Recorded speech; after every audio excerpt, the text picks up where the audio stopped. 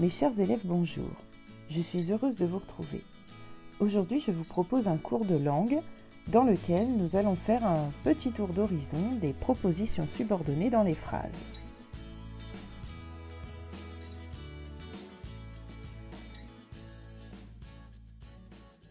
Alors pour commencer, voici quelques rappels qui me semblent nécessaires pour bien comprendre ce qui va suivre.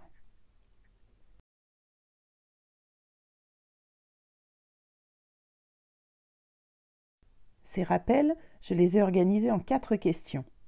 La première, qu'appelle-t-on une phrase simple? La deuxième, qu'appelle-t-on une phrase complexe? Vous voyez que ce sont des rappels. La troisième, qu'appelle-t-on une proposition?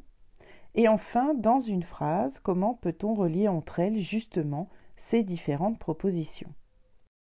Alors, pour vous rafraîchir la mémoire sur les 3 premières questions, qui sont des fondamentaux que vous maîtrisez normalement, je vous laisse appuyer sur pause, vous lisez tranquillement les questions, vous lisez les réponses apportées, ainsi que les exemples proposés. A tout de suite. J'aimerais maintenant que l'on se penche d'un tout petit peu plus près sur la 4e question, qui consiste à savoir comment on peut relier entre elles différentes propositions. Alors pour ce faire, vous avez 3 techniques. Vous avez la juxtaposition, la coordination et la subordination. Comment fait-on pour juxtaposer 2 propositions entre elles? Eh bien, vous prenez vos propositions, vous les posez l'une à côté de l'autre. Regardez l'exemple, le poète écrit, il a des convictions. On a posé les 2 propositions l'une à côté de l'autre. Et pour les relier, on a ajouté entre les deux un signe de ponctuation faible, c'est-à-dire soit une virgule, soit un point-virgule, soit 2 points. On dit de ces 2 propositions qu'elles sont juxtaposées. Autre technique pour relier des propositions entre elles, c'est celle qu'on appelle la coordination. Alors là encore, vous prenez vos 2 propositions, vous les posez l'une à côté de l'autre. Le poète écrit, il a des convictions. Et entre les deux, vous ajoutez cette fois-ci un petit mot-outil, une conjonction de coordination. Regardez l'exemple, le poète écrit, première proposition, car, mot-outil, conjonction de coordination, il a des convictions, deuxième proposition. Enfin, 3e technique pour relier les propositions entre elles, c'est celle qui nous intéresse aujourd'hui puisque notre cours porte sur les propositions subordonnées. Eh bien, il s'agit de la technique de la subordination. Comment fait-on pour relier 2 propositions grâce à cette technique? Eh bien, là encore, vous prenez vos 2 propositions, vous les posez l'une à côté de l'autre, et la deuxième, vous allez la faire commencer par ce qu'on appelle un subordonnant, c'est-à-dire un mot-outil qui va vous permettre de subordonner la première proposition à la deuxième. Regardez l'exemple, le poète écrit « parce qu'il a des convictions », parce que est le subordonnant qui vous permet de relier la deuxième proposition à la première. Enfin, j'aimerais que vous réfléchissiez au sens du mot « subordonné ». Je vous rappelle qu'une proposition subordonnée, même du point de vue du sens, ne peut pas exister seule. Elle a besoin d'une proposition sur laquelle s'appuyer. Et cette autre proposition dans la phrase, je vous rappelle qu'elle s'appelle la proposition principale. Voilà mes chers élèves pour les rappels. Je pense que vous êtes fin prêts pour aborder ce petit tour d'horizon des propositions subordonnées dans la phrase.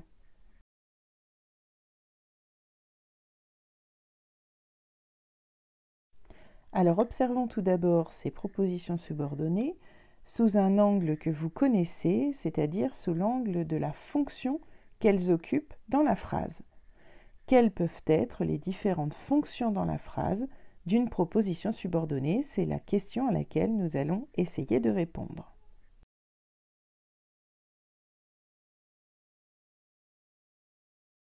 Pour répondre à cette question, nous allons observer 3 grands groupes de propositions subordonnées. D'abord les propositions subordonnées qu'on appelle complétives, puis les propositions subordonnées que l'on appelle circonstancielles, et enfin, le 3e groupe, les propositions subordonnées que l'on appelle relatives. Observons donc maintenant les propositions subordonnées complétives.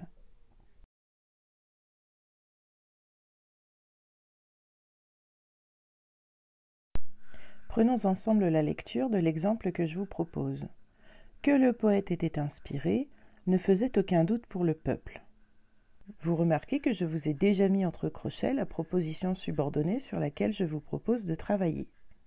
Pourquoi cette proposition est-elle une proposition subordonnée? Observons-la. Premièrement, il s'agit bien d'une proposition parce qu'elle est organisée autour du verbe conjugué qui était inspiré. Deuxièmement, il s'agit d'une proposition subordonnée parce qu'elle est introduite par un subordonnant, le subordonnant que. Enfin, si vous faites l'essai de supprimer tout le reste de la phrase, vous vous retrouvez avec seulement « que le poète était inspiré, point ». Or, c'est une proposition qui ne peut pas fonctionner seule. Alors, cette proposition subordonnée, quelle peut être sa fonction? Eh bien, pour la trouver plus facilement, parce que c'est vrai que le poète était inspiré, c'est un petit peu alambiqué comme formulation. Donc je vous propose de repasser par un groupe nominal. Vous remplacez la proposition subordonnée par un groupe nominal de même sens. L'inspiration du poète ne faisait aucun doute pour le peuple. Qu'est-ce qui ne faisait aucun doute pour le peuple? Vous voyez qu'en fait, il s'agit du sujet du verbe ne faisait. Donc, quelle est la fonction de cette proposition subordonnée que le poète était inspiré? Eh bien, elle est sujet du verbe faire, c'est-à-dire du verbe de la principale. Voilà, première fonction que peut occuper une proposition subordonnée appartenant au grand groupe des complétives. Eh bien, elle peut être sujet dans une phrase.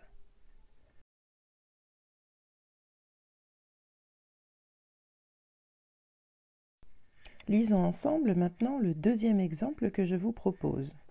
Pour le poète, l'essentiel est que le peuple se révolte. Là encore, je vous ai mis entre crochets la proposition subordonnée sur laquelle nous allons travailler. Alors, quelle est sa fonction à cette proposition subordonnée? Essayons de remplacer que le peuple se révolte par un simple groupe nominal qui sera peut-être plus facile à analyser. Pour le poète, l'essentiel est la révolte du peuple. La révolte du peuple dans la phrase complète le mot essentiel. Or, qu'est-ce que le mot essentiel? Eh bien, le mot essentiel est le sujet du verbe être qui est un verbe d'état. Donc, quelle est la fonction de la révolte du peuple? Eh bien, c'est d'être l'attribut du sujet du verbe essentiel. Si l'on retrouve maintenant notre proposition subordonnée, que le peuple se révolte est aussi l'attribut du sujet essentiel. Deuxième fonction possible donc pour une proposition subordonnée appartenant au grand groupe des propositions complétives, eh bien c'est d'être des attributs du sujet.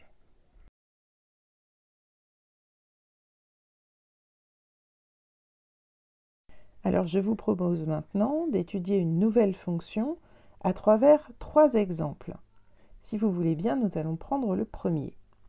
Le poète veut que le peuple se révolte. Que le peuple se révolte, là encore, c'est une proposition subordonnée introduite par que, et vous voyez que je vous l'ai marqué entre crochets. Quelle est la fonction de que le peuple se révolte? Essayons de le remplacer par un simple groupe nominal. Vous voyez en dessous, le poète veut la révolte. Quelle est la fonction de la révolte? Essayons de le déplacer dans la phrase. La révolte, le poète veut. Vous voyez qu'on ne peut pas le déplacer. Essayons de le supprimer. Le poète veut, point. Vous voyez que ça ne veut rien dire. On attend le complément derrière. On peut donc en déduire que ce complément est le complément d'objet direct du verbe vouloir. Si l'on reprend notre premier exemple, le poète veut que le peuple se révolte, eh bien, que le peuple se révolte a pour fonction d'être le complément d'objet direct du verbe vouloir lui aussi. Troisième grande fonction possible pour les propositions subordonnées appartenant au grand groupe des complétives, eh bien, c'est d'être des compléments d'objet direct du verbe de la principale. Alors, nous n'avons pas tout à fait fini d'explorer cette fonction en particulier. Je vous demande, s'il vous plaît, maintenant de vous référer au troisième exemple. Le poète se demande si le peuple va se révolter. Alors observons la proposition subordonnée dans cette phrase. Si le peuple va se révolter. La première chose que l'on constate, c'est qu'elle est introduite par une conjonction de subordination qui est si. Ensuite, sa fonction, nous l'avons déjà vu, est d'être le complément d'objet direct du verbe de la principale. Or, ce verbe de la principale, c'est un verbe de parole. C'est le verbe se demander.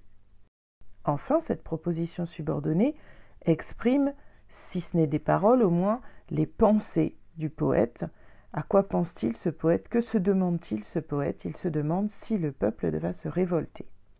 Donc, ce type de proposition subordonnée qui exprime des paroles ou des pensées et qui complète un verbe de parole dans la proposition principale porte un nom particulier. On l'appelle proposition subordonnée interrogative indirecte. Elle fait partie du système du discours indirect. Enfin, penchons-nous sur le 4e exemple que je vous propose. Le poète regarde, le peuple se révolter.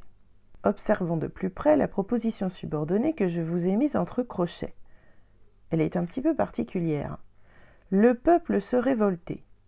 Premièrement, vous constatez qu'il n'y a pas de subordonnant. Il n'y a pas que, il n'y a pas si, il n'y a rien du tout.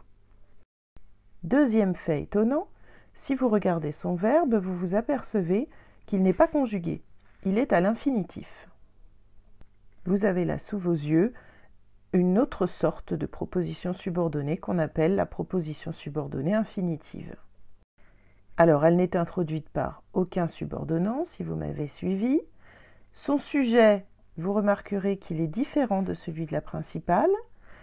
Ensuite, son verbe est à l'infinitif, c'est pour ça qu'on l'appelle la proposition subordonnée infinitive.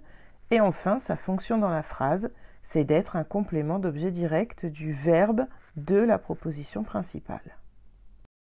Voilà, chers élèves, nous venons donc de faire le tour des propositions subordonnées qui peuvent être compléments d'objet direct du verbe de la proposition principale.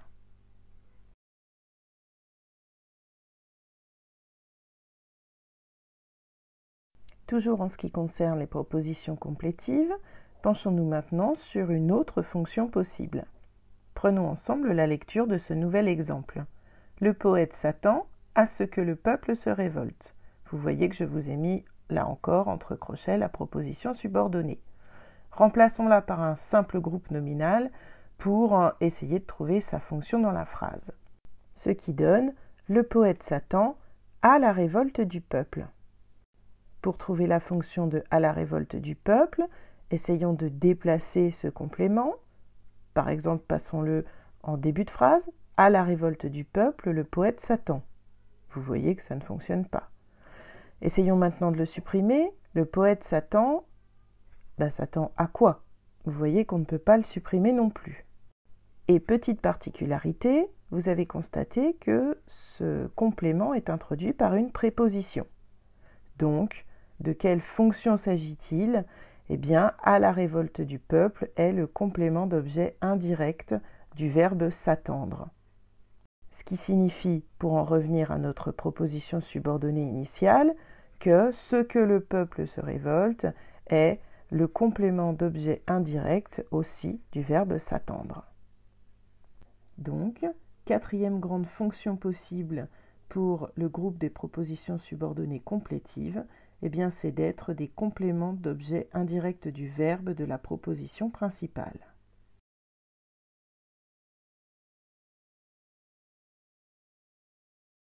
Et maintenant, pour ce qui est des propositions subordonnées complétives, je vous propose un dernier exemple. Prenons-en la lecture.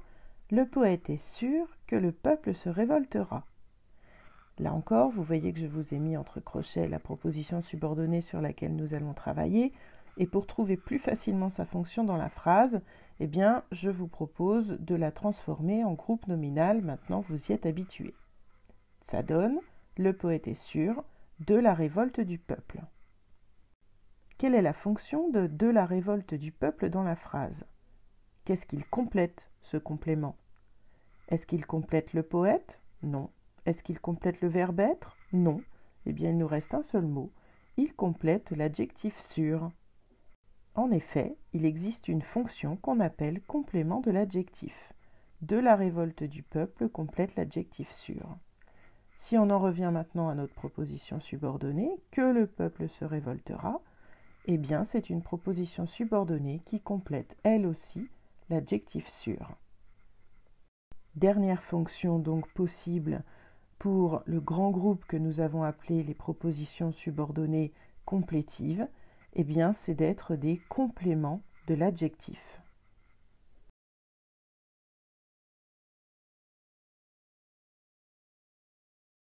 Je vous propose maintenant de nous pencher sur un deuxième grand groupe de propositions subordonnées que l'on appelle les propositions subordonnées circonstancielles.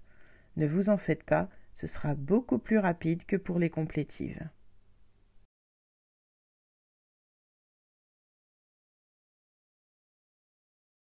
Alors, réglons immédiatement la question qui est de savoir quelle est la fonction des propositions subordonnées circonstancielles dans les phrases. Bon, il n'y a pas besoin d'être grand clair pour la deviner cette fonction. Cette fonction, c'est d'être des compléments circonstanciels de la phrase. Vérifions tout de même, sur le premier exemple, qu'il s'agit bien de compléments circonstanciels. Je vous rappelle que un complément circonstanciel peut se déplacer dans la phrase et peut aussi être supprimé sans que la phrase ne perde son sens. Premier exemple donc, le peuple se révoltant, le poète se sent enfin heureux. Essayons de supprimer ce complément circonstanciel. Le peuple se sent enfin heureux. Point. Ça fonctionne très très bien. Essayons maintenant de le déplacer. Le poète se sent enfin heureux, virgule, le peuple se révoltant. Là encore, ça fonctionne. On peut donc en conclure qu'il s'agit bien de compléments circonstanciels. Alors, quel type de circonstances les propositions subordonnées circonstancielles apportent-elles dans les phrases? Eh bien, vous les connaissez. Je vous laisse appuyer sur pause. Vous lisez tranquillement les 5 exemples qui vous sont proposés et vous voyez que je vous ai indiqué en vert à chaque fois de quel type de complément circonstanciel il s'agit. Bonne lecture, à tout de suite.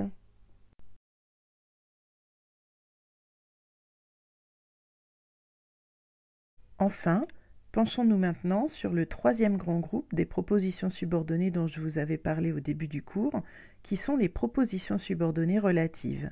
Là encore, soyez sans crainte, ce sera beaucoup plus rapide que pour les propositions subordonnées complétives.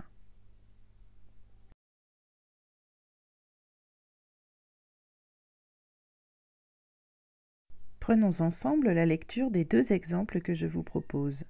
Le poète qui déclame sur l'estrade est très inspiré. Deuxième exemple, le poète que le peuple écoute est très convaincant. Vous voyez que je vous ai mis entre crochets les 2 propositions subordonnées qui déclame sur l'estrade, que le peuple écoute. Si vous avez besoin de vous rafraîchir la mémoire sur les propositions subordonnées relatives, n'hésitez pas à reconsulter la vidéo précédente. Alors, quelle est la fonction de ces 2 propositions subordonnées? Eh bien, comme dans la plupart des cas, pour une proposition subordonnée relative, elle complète un nom. Le poète qui déclame sur l'estrade est très inspiré. Qui déclame sur l'estrade complète le nom poète. Le poète que le peuple écoute est très convaincant. Que le poète écoute est une proposition subordonnée qui complète son antécédent, qui est le poète. Donc, dernière fonction que peut occuper une proposition subordonnée dans une phrase, eh bien, c'est de compléter un nom.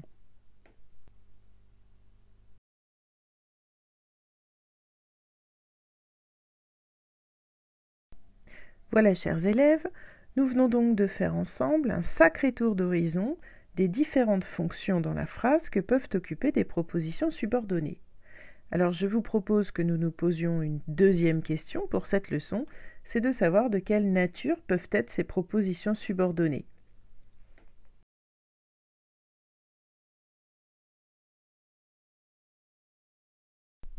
Alors en fait, répondre à cette question, c'est assez simple.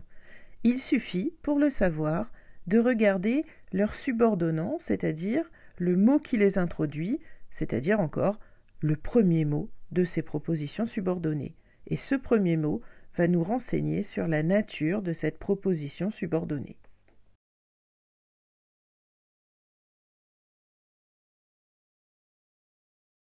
Alors, j'ai repris dans le tableau que vous avez sous les yeux tous les exemples dont je me suis servi depuis le début de la leçon.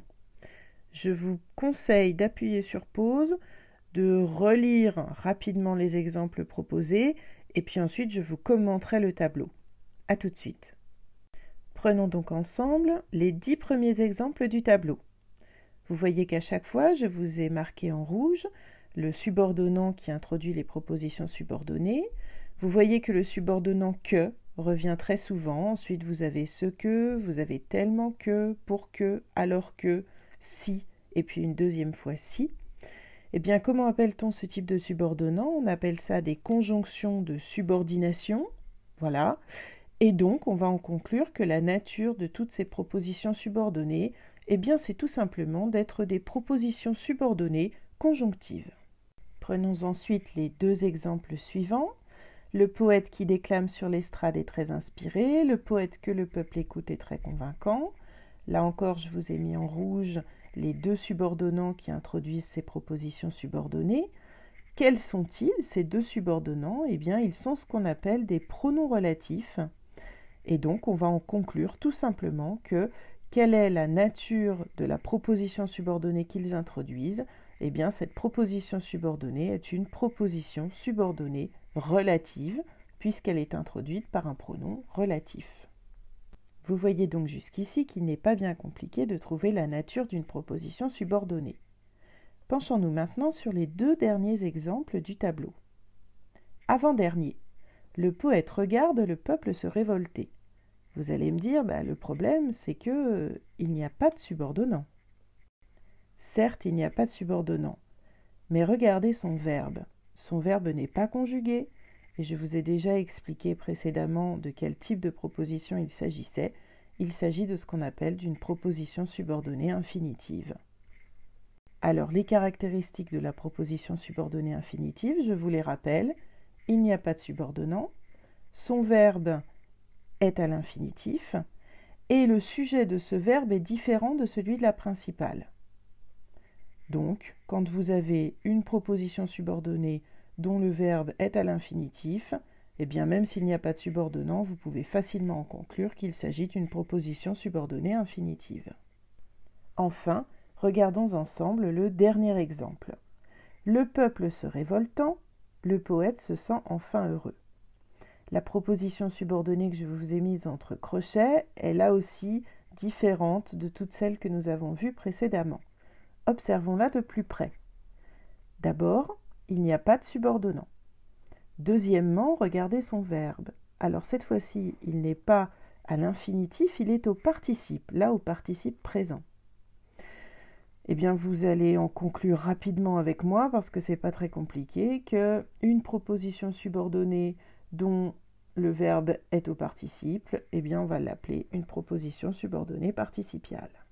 Et de même que pour la proposition subordonnée infinitive, j'attire votre attention sur le fait que le sujet de cette proposition participiale, le peuple, est différent de celui de la principale qui est le poète.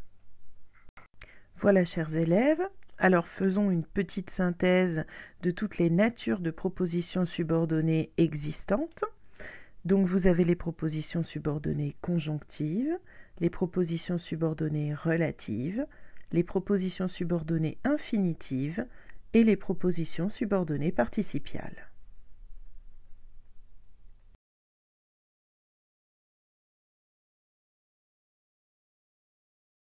Et donc nous allons achever cette leçon par une dernière question. Alors je viens de vous indiquer que pour trouver la nature d'une proposition subordonnée, eh bien il suffisait de regarder son subordonnant.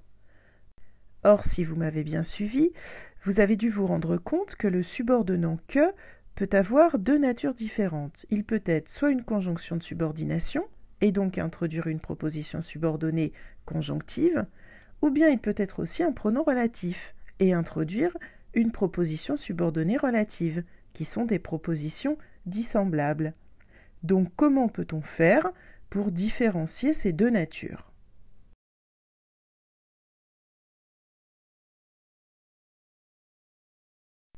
Eh bien, c'est plutôt simple. Regardez le mot qui est placé juste devant ce subordonnant. Prenons le premier exemple. Le poète veut que le peuple se révolte. Que est précédé du verbe vouloir. Eh bien, vous allez en conclure qu'en fait, que le peuple se révolte est une proposition subordonnée complétive qui complète le verbe vouloir, et donc que le subordonnant que est une conjonction de subordination. Prenez maintenant le deuxième exemple. Le poète que le peuple écoute est convaincant. Quel est le mot qui précède le subordonnant? Eh bien, c'est un nom commun, c'est le mot poète. Or, nous avons vu qu'une proposition qui complète un nom, eh bien, il s'agit d'une proposition subordonnée relative. Donc, le subordonnant que est un pronom relatif. Si l'on résume donc très rapidement, quand vous avez le subordonnant que précédé d'un verbe, il s'agit d'une conjonction de subordination. Et quand vous avez le subordonnant que précédé d'un nom commun, eh bien, il s'agit d'un pronom relatif. Voilà pour la réponse à cette dernière question de notre leçon.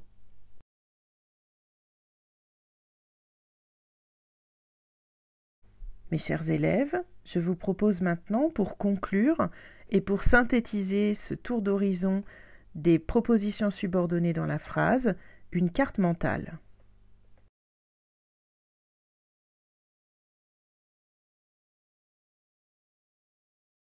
Je vous conseille vivement d'appuyer sur pause et de l'observer attentivement. Vous constatez qu'au centre, il y a le titre de la carte mentale qui est « Les propositions subordonnées », bien sûr, le sujet de notre cours d'aujourd'hui. Ensuite, je vous ai regroupé dans le nuage de gauche toutes les propositions subordonnées qui sont complétives. Dans le nuage de droite, je vous ai regroupé les propositions subordonnées circonstancielles. Et enfin, dans le nuage du bas, vous voyez qu'il y a la proposition subordonnée qui complète un nom.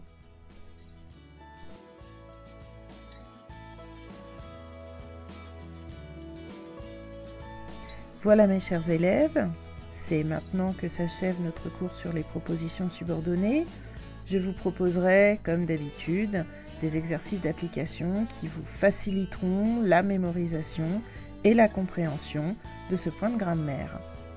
Je vous dis à bientôt et vous souhaite une bonne continuation.